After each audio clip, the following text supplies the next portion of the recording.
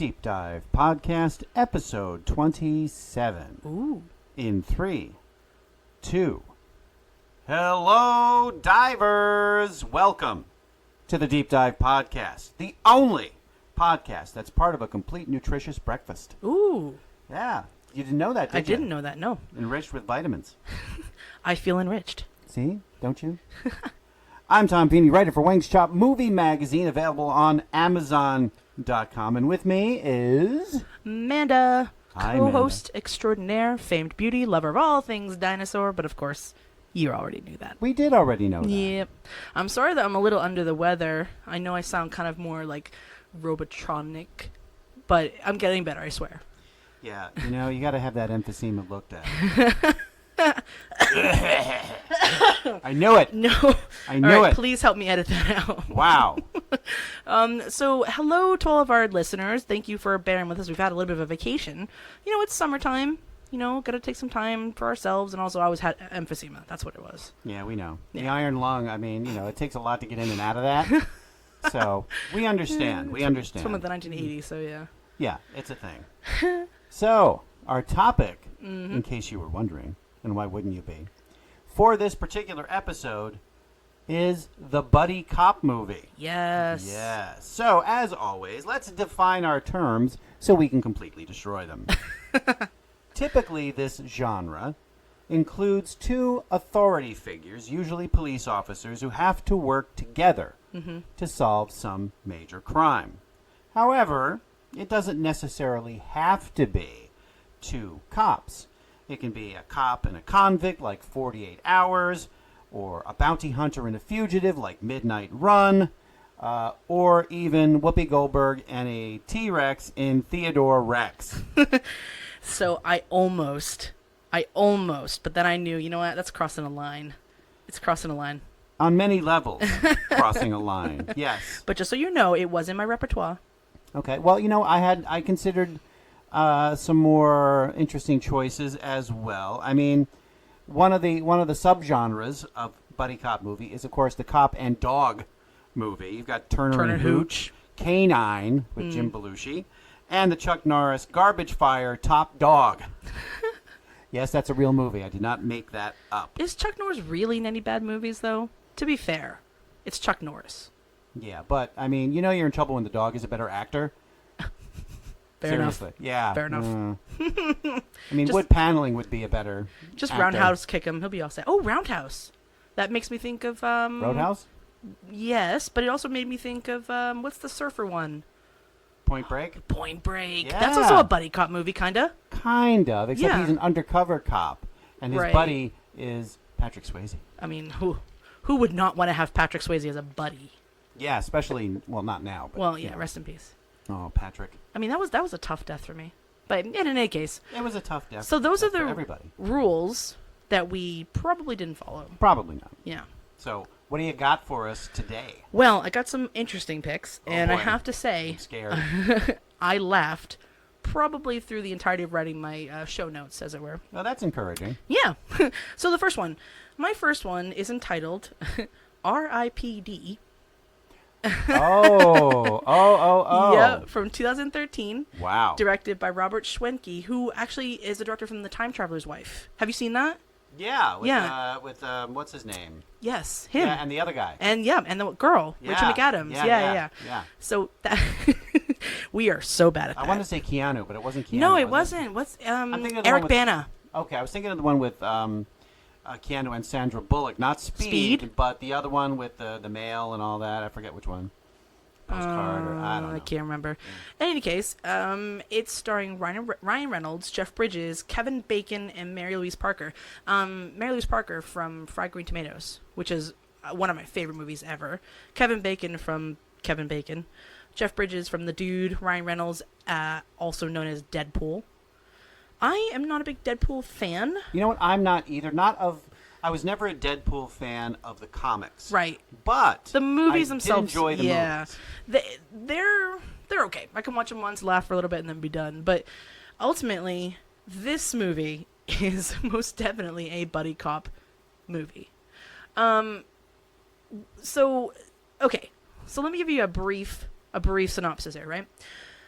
we got this guy named Nick. He's a kind of a shady cop, and as is a sort of frequent thing that happens, cops come into contact with, like, paraphernalia and, like, lots of money that gets stolen, that kind of Sure, thing. And I'm yeah. sure that there was temptation out the wazoo. Of course. So Nick unfortunately gave in to that.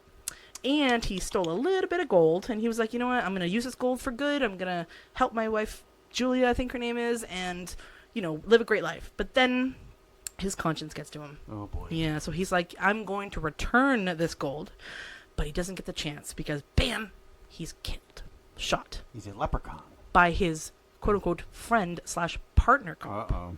It's one of those deals. Dun, dun. So you think, all right, well, that's sad. It's done. It's over with. But it's not. He gets sucked into this weird vortex, into like a limbo. Time stops. And all of a sudden you realize he's literally in limbo. And he can't cross over into the afterlife because he's a shady guy. And he can't fit under the pole because it's limbo. Exactly. It's just so incremental. No one could fit under that. How low could he go? Caterpillar. It's that low. Yeah.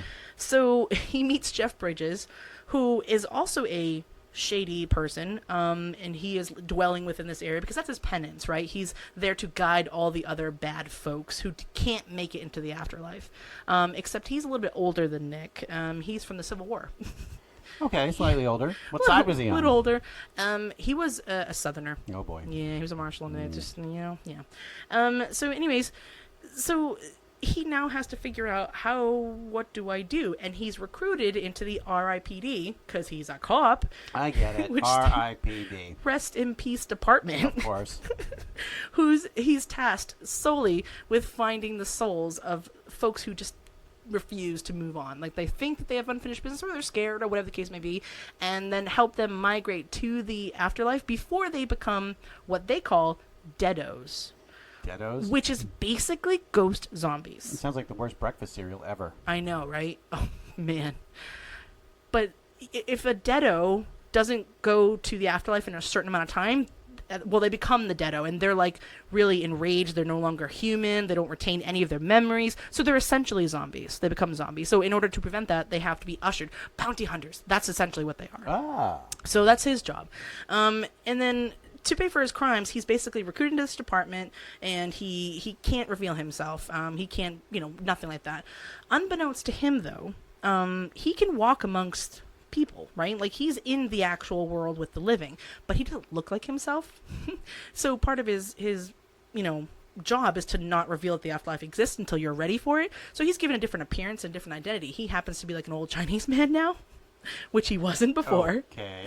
And Jeff Bridges, who is Roy, he is actually taking the shape of a blonde woman, like a really tall, statuesque blonde woman. It's actually kind of funny. And I can't remember his name, but the actor who is sort of playing Nick and in his other form is very famous. He does a lot of, like, stereotypical... He plays a stereotypical Asian man in a lot of these films. But that's, like, his shtick. Like, that's how he gets through. But anyways... So Nick is having a hard time accepting this, and he finds his wife Julia, and he tries to reveal himself to her, but of course all she sees is Mistake. this well, I'd hate to say it, but this tiny little Asian man coming at her like, I love you, blah blah blah blah blah. So you remember the guy who shot him? His name is Hayes. Mm-hmm. Turns out, plot twist, Bum, he's bum, a deado. Oh. He's dead already, and Nick never knew it because you don't exactly know, and you can still walk amongst the living. Sure. So now the story shifts between, like, trying to get Hayes out of, stop all his badness and get him back into wherever he's going to be, which they don't necessarily say that the afterlife is heaven or hell, but one can assume that it's one of the two, right? And I would assume that Hayes, since he shot and killed Nick, would be going to the bad place. But I don't know. It comes down to, like, some really, like, emotionally tormenting scenes, and then we get to the end where... Well, Nick reveals himself to Julia. They have a sweet embrace, and you think everything's great. Oh. Right, but he still has to complete his, like, 83 million year sentence for being a bad cop. So they give him a new appearance, and I will not spoil it because it's hilarious. But basically, that's what it is. It's like almost like an old Western bounty hunter... Yeah. Cop drama, buddy cop drama mixed into one. Now, the buddy cop, of course, comes with Jeff Bridges, who's Roy, the Civil War marshal, and Ryan Reynolds, Because he's like Jeff Bridges is a mentor kind of thing, and like Nick is like, I have to learn from this guy because he's been there since the Civil War, so that was a couple of 100 years ago. So yeah, that's where it comes into play. But it's really good. I thought it was hilarious, and I just love the title that they called it the Rest in Peace Department. I mean, how lame could it be? But yet it works. So it's not that old too. It's from 2013. I don't think many people know about it, but to the scores, they were not pretty good. IMDb gives it a 5.6. Metacritic gave it a 25. Rotten Tomatoes, ready? 13%. Ouch. Yeah. I'm going to give it like a 7.0 because I really thought it was funny. I enjoyed the concept of sort of having a different appearance, but yet being your other self. It's a whole new level, a whole new like dimension that you have to work with. But yeah, it wasn't bad. Where can you get it? You can rent it Fandango Now, PlayStation Store, Redbox, which I know we've talked about. I love that. $2.99, which is standard. You can also purchase it for $9.99 on Amazon, YouTube, Google Play, and Apple iTunes. Very good. Yeah. What does it get on the Mandameter? 7.0. 7.0? Yeah. Nice. Yeah, it's pretty high up there. Did you know that this movie was based on a comic book? I didn't know that, no. It's based on a Dark Horse comic. Oh, they make good published, stuff. Yeah. Yeah. It was published in 2000. Oh, okay. So okay. it actually is a comic book movie. Oh, Yeah. kind of like The Crow. Kind of like The Crow. Yeah. Exactly. But The Crow is way better. Oh, my God. So Yeah. The first one. None of the other ones. Not the other one. That doesn't first make sense. That's Yeah. amazing. So as you were describing this movie, it actually kind of reminded me of a movie that, in hindsight, I might have picked. Dead Heat. I did see that when I was researching. So with Joe Piscopo Yep. and Treat Williams. I've never seen it, but I saw the Zombie title. cop. Yeah. Yeah, one is a zombie, one is not, and hijinks ensue. But yeah, so that's interesting. So that's a good pick. It's a good. It's not bad. I enjoyed it. It wasn't too long, and like I said, it has Ryan Reynolds in it, so I think some people will watch it just for that fact. So that draws him in there for sort of a current actor. But Yeah. it wasn't bad. I liked it. Okay. My All first right. pick. Solid, very solid. Thank you. All right. So for me, while there may be many different types of buddy cop movies. We discussed the dog ones, and there's some ridiculous variations on the buddy cop With movie. a T-Rex. With a T-Rex, thank you, Whoopi Goldberg, and Burt Reynolds and that little kid, and Cop and a Half. Yeah, that was creepy. That was very bad. So for me, because of my particular, Oh, that's liquid. that's all right. We'll get to that later. My particular bent. Yeah. I decided to focus on a sub genre, Right. no pun intended for deep dive, the cop alien movie. Yeah, I'm already concerned. Well, you should be. So my first pick is 1998's Alien Nation. Oh, wait. Didn't they make a TV show out of this? They did make a Yeah. TV show out of this, but first, it was a film. So the movie takes place in the distant future of 1991. Ooh. Yes, I know. After a ship of aliens dubbed the Newcomers crash land on Earth and have to assimilate into human society with decidedly mixed results. Now, this is, of course, a rather obvious allegory for immigration because the ship crash land outside California. Okay. So they're trying to basically acclimate to human society. And as you might expect, they're not welcomed with open arms by everyone. No. And I know, right? How about that? They're treated with fear and distrust everywhere they go. Now, in the spirit of diversity, the first newcomer police detective named Sam Francisco,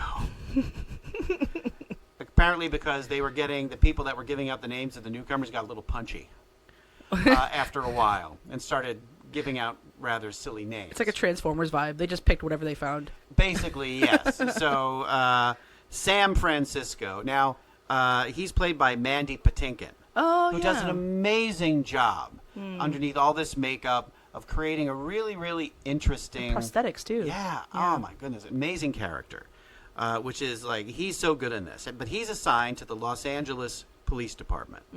Unfortunately for Sam, his partner, Matthew Sykes, who's played by James Caan, has a bit of a racist streak when it comes to newcomers. James Caan? Yeah, James Caan. In fact, he decides right away he's not going to call his new partner Sam Francisco.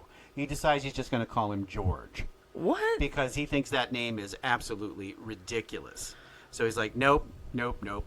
And then we later find out that when James Caan introduces himself, the newcomer kind of laughs to himself about it. And James Caan's like, what's so funny? And he says that his last name, Sykes, in his alien language, means excrement cranium. Or, you figured that one out for yourself. Yeah. Yeah, so they get off to a really good start, obviously. But the pair has to work together to solve a series of murders that's tied to a terrible secret the newcomers have been hiding since they arrived on Earth. So there's this huge kind of a conspiracy with some newcomers that have sort of acclimated and become successful in society. Jealousy ensues, all that. Yeah. And so there's all kinds of sort of back and forth kind of, machinations going on because the newcomers were slaves. They were actually, it was actually a slave ship that crashed. And these newcomers were essentially bred to be controlled and used as slave labor. Oh, geez. So when they land on Earth, they absolutely have no idea how to fend for themselves. They literally don't. They come from a culture where they are subservient to their keepers. Right. Who apparently died in the crash, leaving the only survivors being the newcomers. Right. So there's a lot going on in this for a so-called buddy cop movie. Yeah. Some of it is a little ham-fisted. Sure. The racism stuff and the immigration stuff. I mean, while it's still as relevant today as it was then, if not more so for apparent reasons. Right. It was a pretty clever and well thought out story, and the relationship that develops between Francisco and Sykes is really cool. They learn to respect each other. They learn to work together, and they slowly kind of bond and become friends. And it's kind of nice, but it's still a buddy cop movie. There's action, some really good set pieces when it comes to stunts and things like that. But overall, it's a really, really well done movie. And, once again, James Caan and Mandy Patinkin have incredible chemistry together. And I would love to talk to somebody who worked on that film, because here we got two people who seemingly have two very different personalities. Right, James Caan versus Mandy Patinkin. Yeah, so that would have been interesting to hear how they got along. I don't know if, I haven't seen any stories about that, but that would have been fun to be a fly on the wall for that. It's like Driving Miss Daisy with aliens. Yeah. Interesting there. No, not at all. Anyway, so, and of course, yes, there was a successful TV series and some TV movies, and they're all worth checking out. But for this film, it gets a 6.3 out of 10 on the Internet Movie Database, and a respectable 54% on Rotten Tomatoes. So I believe that's fresh. Over 50. I don't know what I'm not sure how that works. Yeah. But it can be both the series and the movie are available for rental. The movie is available for $3.99 on iTunes and Vudu. Okay. So, Alien Nation, check it out. It's a great sort of late 80s action movie with some interesting twists. So good pick, yeah. Give it a look. I feel like it's one of the few movies that did spawn a relatively good TV show afterwards. You can't really think of too many that did that. So, I mean, I just remember my mom tuning in every weeknight to watch it. It was a thing. Yeah. But yeah, good pick. All right, I'm good with that. All right. So I'm really glad we went over the rules, and I am doing quotation marks here, people. Yeah, air quotes. Air quotes, that's the one. Because in my second pick, I kind of broke them. Just going to put that out there. So my pick is, my second one is from 1992. I can't believe I'm doing just giggling already. I'm scared. And it's called Stop or My Mom Will Shoot. Oh, no. No. I totally Sylvester did it. Stallone And and Estelle Getty from the Golden Girls. Wow. You know what they should have called this movie? What? Stop or We'll Make This Film. That's what it should have been called. You know, I actually saw, he was on SNL, Sylvester Stallone, this was on SNL years later, and there was some skit where I guess he was begging for his life, and his last words were, I know the movie with Estelle Getty was really bad, I'm sorry. But, yeah. Anyways, for those who don't know, this is an adorable, awkward and adorable buddy, like, cop, son, mother drama. You mispronounced deplorable. Oh, deplorable. I thought it was funny. So Joe, Sylvester Stallone, is a cop. You know, he's a really good cop. He's kind of on the fritz with his ex, and so he's going through a lot of drama, a lot of, like, stressful times. So his mom, Estelle Getty, was like, you know what, son? Every son needs their mother to come and spend time with them at this stage in their life. So she just ups and, you know, says, hey, I'm going to come to your house. Which is its own set of problems, especially if your mom is Estelle Getty. But she wants to help. She wants to be very useful around the house. So, you know, not just more than the typical, like, doing the dishes, doing the laundry. Well, Joe is a cop, and as most cops usually do, have firearms around the house. So she gets a hold of one and decides to clean it with bleach. Oh. And from what I now understand and from what the movie kind of told me is that it ruins it. It was not a good situation. So he's obviously rip-roaring mad. She's like, what would I do? What do I do? So she wants to make it right. So she finds some shady guy to sell her what she thinks is another gun. Turns out it's an illegal machine gun. Yeah. And she buys it for him. She's going to give it to him. But you know what happens in the process with shady people and kind of guns, especially in movies, she's witness now to a murder. So, well, this sounds more and more hilarious all the time. Yeah, I mean, I thought it was funny. There's some one-liners. You have to admit there's some one-liners in there. Okay. So she's now witness to this, and she needs to help solve the murder case with her son, Joe. It basically, hilarity ensues with this mother-son duo trying to solve a crime because she illegally purchased a firearm from somebody. What more could you ask for? Wow, it was no rhinestone, I'll say that, but still. Oh, rhinestone. No, it was not, but because there's no cowboy hats. But Sylvester Stallone, if you didn't know, he does talk a little bit funnily. Yep. Yeah. And so the thing for Rocky is certainly exaggerated, but he does talk like that, and sometimes he slurs his words a little bit, and I just keep thinking of Estelle Getty and, like, oh my god, just some of the one-liners from Golden Girls. If you imagine her in that sense in this movie, it's hilarious. But in any case, there's I not don't much. think that word means what you think it means. Hilarious. There's not really much to say about this movie other than I thought it was funny. It was a total bust, and it gets made fun of pretty regularly. Yes. By a lot of critics and a lot of people. I mean, there's even modern day movies like what was it? There was a movie recently that kind of copied a scene from this, and it was like a big gag in there. But yeah, so it's. You have to watch it. I can't wait to hear these numbers. Yeah. Let me get to these scores. IMDb gives it a 4.2. Metacritic didn't have a score. Rotten Tomatoes gives it a 8%. Oh, ouch. That is definitely not fresh. No. I'm giving it a 6.0. Because I think I'm generous, yeah, maybe, but I think it's hilarious. And who wouldn't want to see this little grandma walking around with a, toting a big old gun and Most whatever. of America. Most of them, well, yeah. Where can you get this? You can get it for $3.99 rental on Amazon, Microsoft Store, Google Play, Apple iTunes, Standard. You can purchase it for $9.99 on Amazon, YouTube, Google Play, and Apple.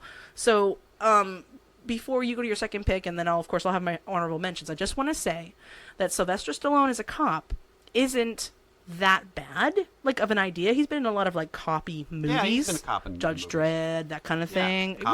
Copland. In this movie, I have to admit, he wasn't a good cop. Everything he did just seemed to contradict everything a cop would do. So, okay. I just wanted to put that out there. All right. I do have some sense of... It's a fair assessment. Yeah. That's my second pick. All right, very...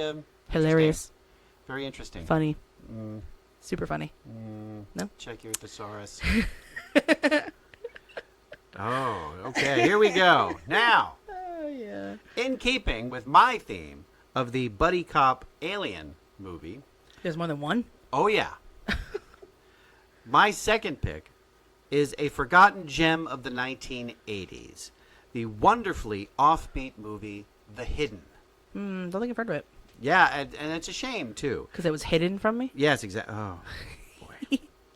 So, anyway, This is one of those great story premises that can go either way, either really good or just god-awful. Thankfully, this one was really good. Now, in this film, we start out, average, ordinary people, for no apparent reason, start turning into violent criminals. Police Sergeant Thomas Beck, who was played by actor Michael Nouri, he's one of those that, you don't know the name, but you know him. If you see him, you're like, oh, yeah, he's been in a lot of stuff. He's trying to discover why this is all happening. So, in comes this quirky FBI agent named Lloyd Gallagher, who was played by Kyle MacLachlan. Right. Who a few years later would play another quirky FBI agent named Dale Cooper in Twin Peaks. It was kind of like training wheels for that job, apparently. So, after seemingly killing a suspect, we discover the real reason behind what's going on, what's behind this strange phenomena. Because when the suspect is killed, he's taken to the morgue and all that. So. Yeah. But we find out that this really gross, disgusting alien parasite has been moving from body to body, possessing individuals and basically acting out on its dark impulses. So this parasite will invade a person and then proceed to just go out of its mind, doing violence, because it can't on its own. It doesn't have a body. Right. It's just this sort of slug. And it takes over a body and then just goes absolutely crazy with it. Like, committing crimes, killing people, being very hedonistic. So there's no accountability. Yeah. No accountability. And if the body dies, he just moves on to another one. And basically this alien will kill anyone who gets in its way of having a good time, essentially. Wow. This alien's looking for a party and doesn't care who gets in the way, which is crazy.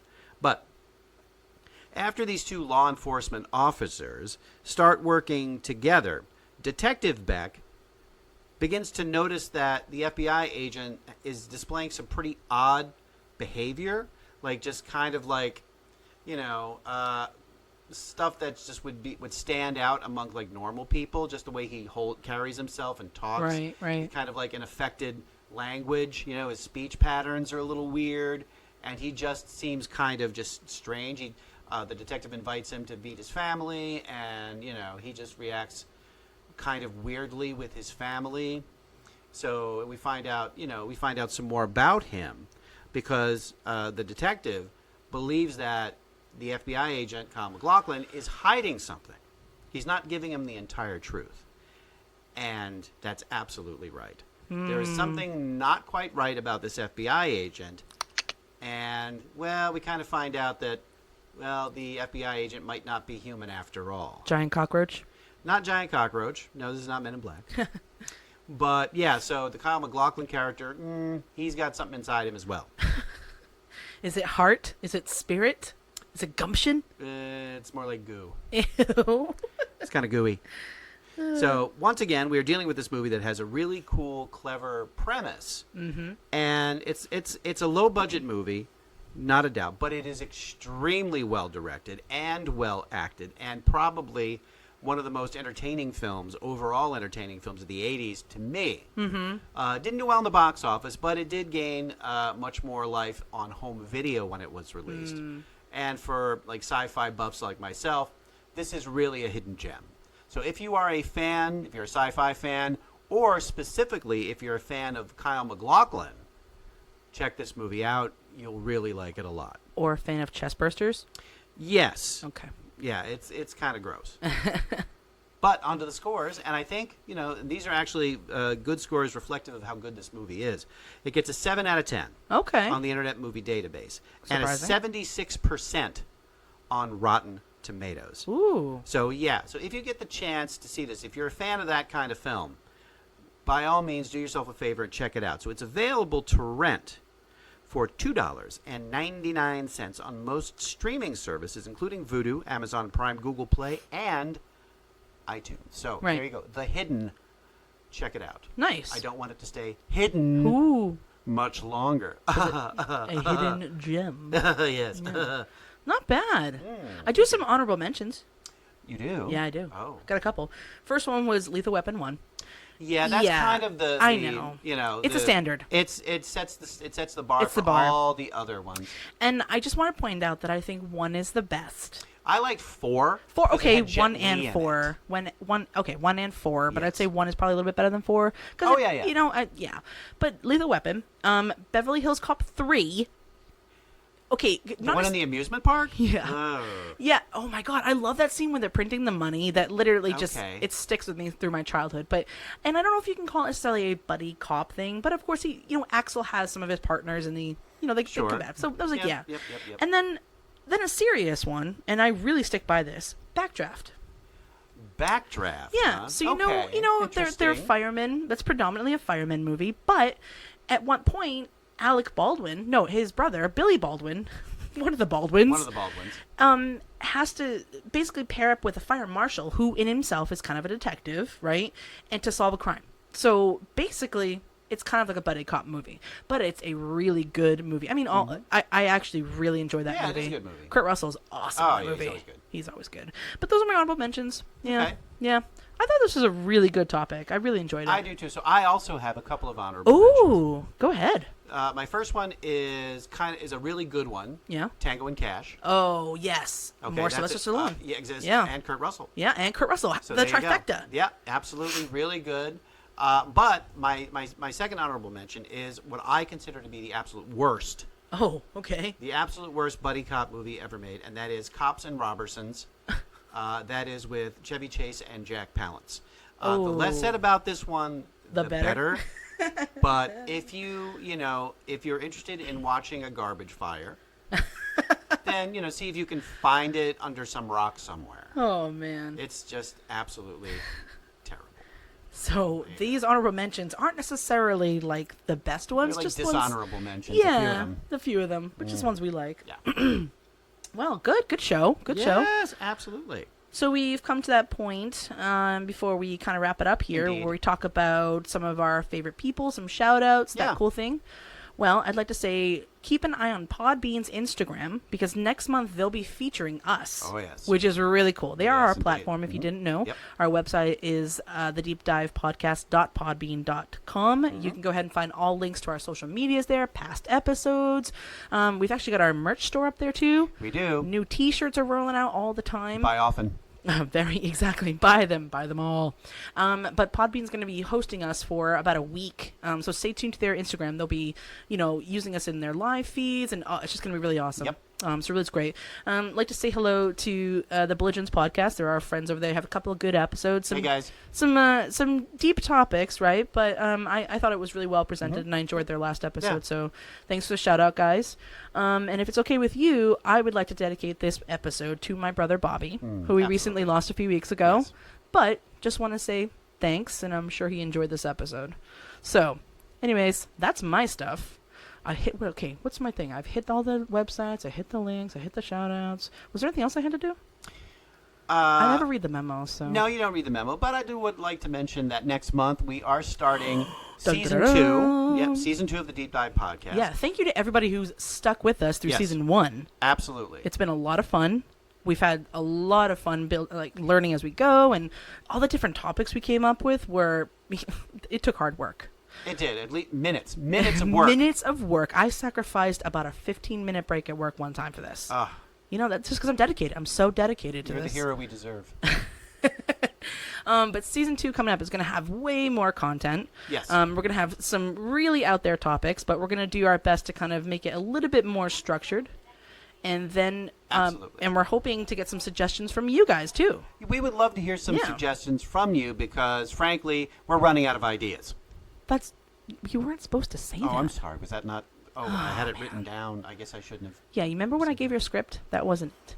In any case, All right, look anyway. out on our Instagram page. We'll have some cool things coming up, some polls, some new ideas, maybe some contact that you can sort of feed back and forth with us. But as always, please, if you want to give us any comments, suggestions, feel free to email us at thedeepdivepodcast@gmail.com. If you like us, please go ahead and rate us on iTunes. That's how we get kind of noticed. Yes. If you want to give us a rating, make sure it's a 5-star, people. Come on. And you can check us out right now on iHeartRadio. We are now part of that network, which is fantastic. It is. I love iHeartRadio. I do too. They're pretty much everywhere. You know what I don't like? What? Spotify. You know why? Because we can't get our podcast on there. Yeah. It's a technical issue, but one that makes me angry. Yeah. But anyway. You know what? They got to work on that. They do. Yeah. Hit us up. All right, so next dive. The next dive. It seems like these newfangled computers are here to stay. Ooh. Even after the global disaster of Y2K. Oh, I remember that. Or remember 9999? Oh, I still have trauma from that. But we're going to take a look back at movies featuring those nasty hacker people. Hacker people? Hacker people. That's what old people say when they can't unlock their iPhones. I've been hacked. Or they see a picture of Julian Assange. Oh, it's just that hacker guy. That hacker. Julian Assange. Oh, that's a whole nother subject. Oh, yeah. So that's next time on the Deep Dive Podcast. Coming up next on most of these podcast stations, it's Taylor Trash, a frank and honest roundtable discussion about what people have discovered in Taylor Swift's garbage. This episode has Taylor switched to Chobani yogurt instead of Faye. The answer may surprise you. Uh-oh. That's right. So stay tuned for that. On behalf of Manda and myself, thank you. Thank you so much for listening to our podcast. Thank you. And transmission 3, 2, 1. I got nothing. I mean neither. All right. Good night, everybody. Bye. Good night.